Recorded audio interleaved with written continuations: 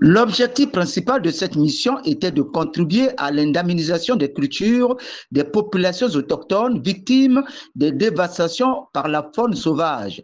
De façon spécifique, cette mission était focalisée entre autres sur consulter les populations autochtones sur le conflit homme-faune, documenter les témoignages des populations autochtones victimes du dit conflit, développer les discussions pour l'élaboration d'une loi sur l'indemnisation des cultures des populations autochtones en République du Congo et enfin faire le plaidoyer législatif auprès des parlementaires et des organismes du système des Nations Unies, à savoir le PAM et l'UNICEF.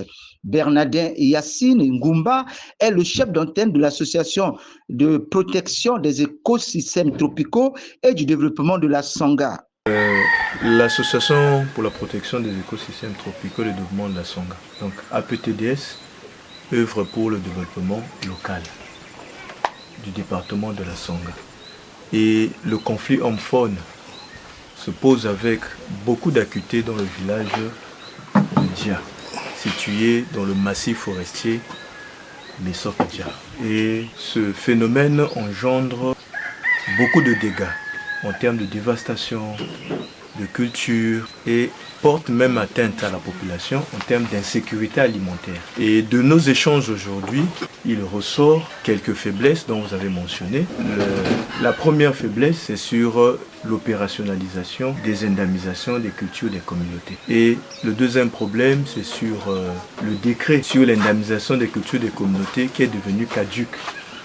Ce texte de 1986 qui ne cadre plus avec la réalité actuelle des populations autochtones et des communautés locales. Et donc face à ce phénomène qui se pose avec beaucoup d'acuité dans ce village, nous lançons un appel aux autorités, d'abord au gouvernement, pour pouvoir opérationnaliser le mécanisme d'indemnisation des cultures des communautés. Nous lançons aussi un appel auprès des parlementaires de pouvoir adopter une loi qui va encadrer la question de l'indemnisation des cultures des communautés. Et nous lançons à la fin un cri de cœur aussi vers les partenaires au développement, les partenaires techniques, les partenaires financiers, de soutenir cette population. Cette population aujourd'hui qui est au bord de l'insécurité alimentaire, cette population qui souffre aujourd'hui, que ces partenaires techniques et financiers vous apportent de l'aide, que ces partenaires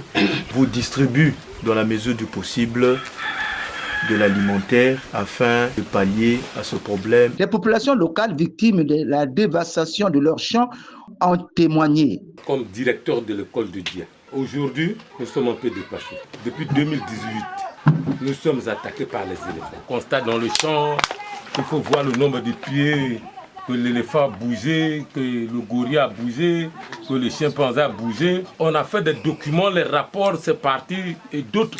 Il y a d'autres qui sont morts sans toucher leur argent. Ça ne sait que continuer. C'est bien dit, il faut faire la conservation. Bien, on n'a pas refusé.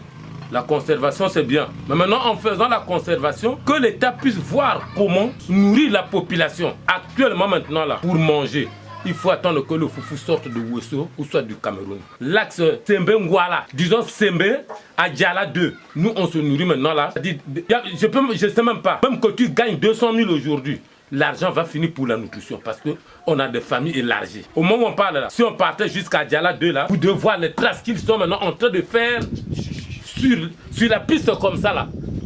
Et la façon que l'éléphant est en train de dévaster et le gorille, c'est déjà trop.